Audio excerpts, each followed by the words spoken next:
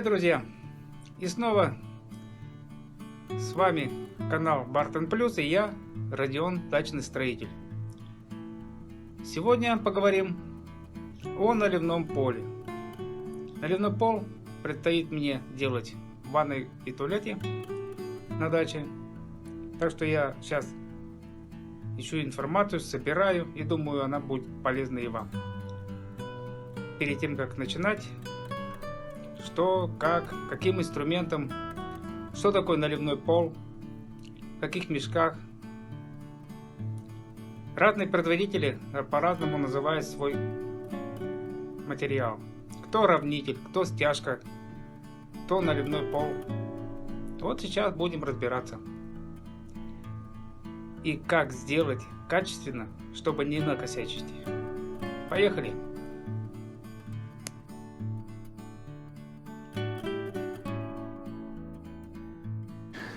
Самое главное, основание для наливного пола должно быть чистым, сухим и без видимых дефектов.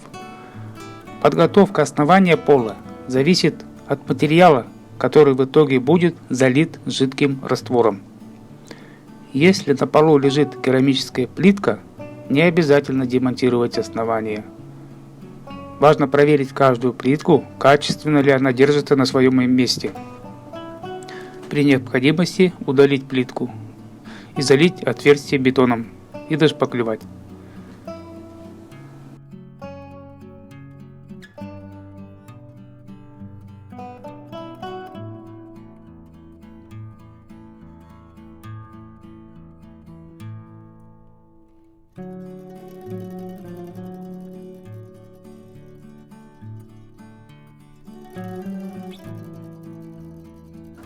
Бетонное основание тоже требует подготовки. В первую очередь это удаление ям и трещин.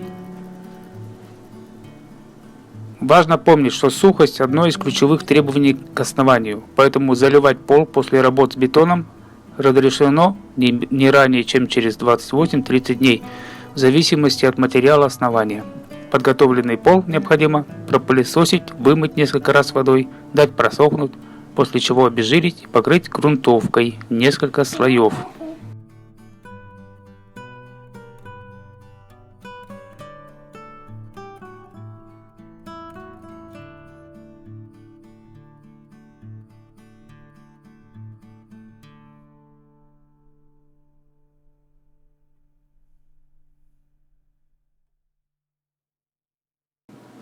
Когда грунтовка на основании высохла, приступать к основной работе. Чтобы избежать растрескивания покрытия в результате расширения материала, по периметру комнаты надо проложить демпферную ленту.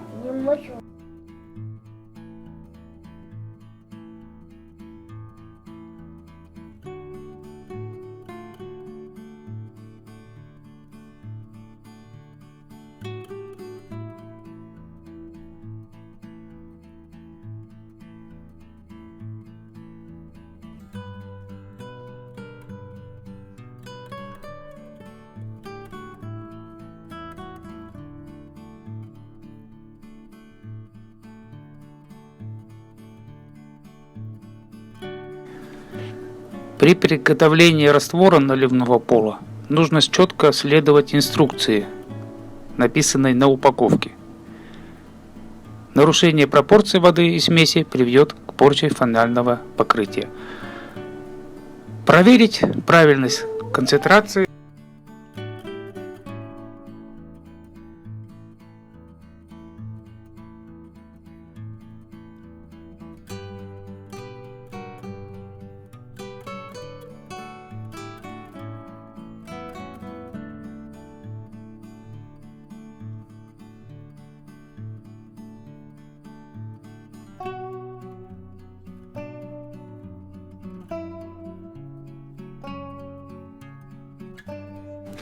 Следует правильно и точно рассчитать количество необходимого раствора, вымерить самую высокую точку на поверхности пола и через каждые 80-70 см рассчитать по уровню высоту заливаемого объема раствора.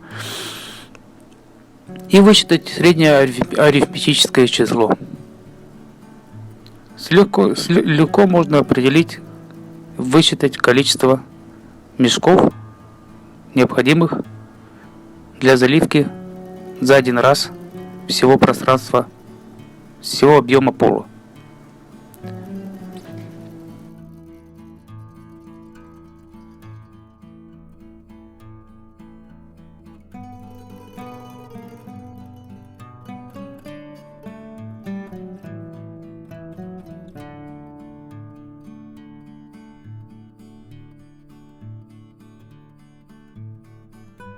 При приготовлении раствора необходимо выдерживать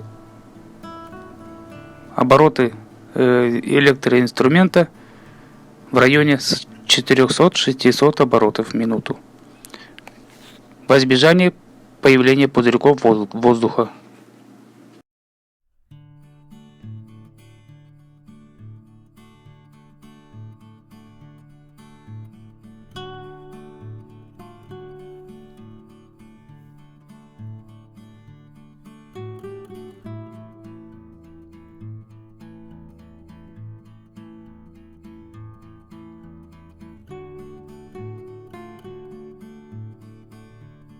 При приготовлении раствора смеси дают выстояться 5-10 минут.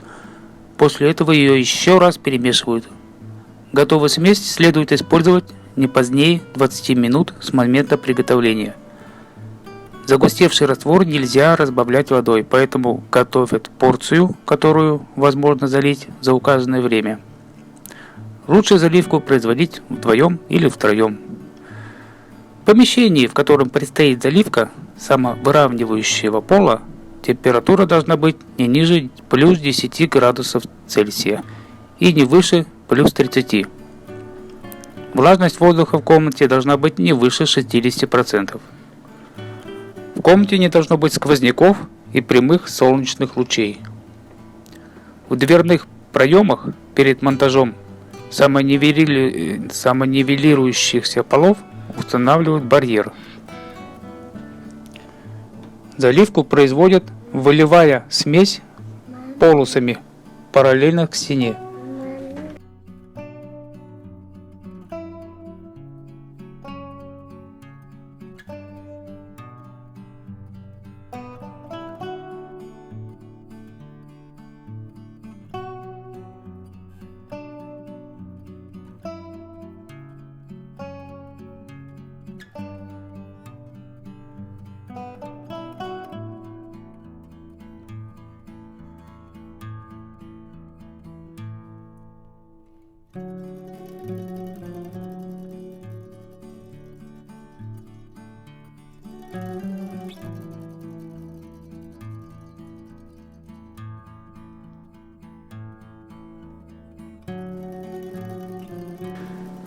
Начинают заливку от дальнего угла помещения.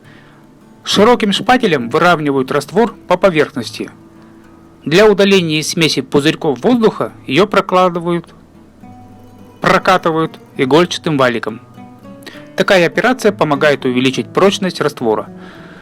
Чтобы не нарушать поверхность раствора, на ноги необходимо одеть специальные краскоступы. Пол, покрытый самовыравнивающимся раствором, должен полностью высохнуть и набрать прочность. В зависимости от толщины слоя, на это понадобится от нескольких суток до 2 недель. Залить такой пол своими руками не так уж и сложно.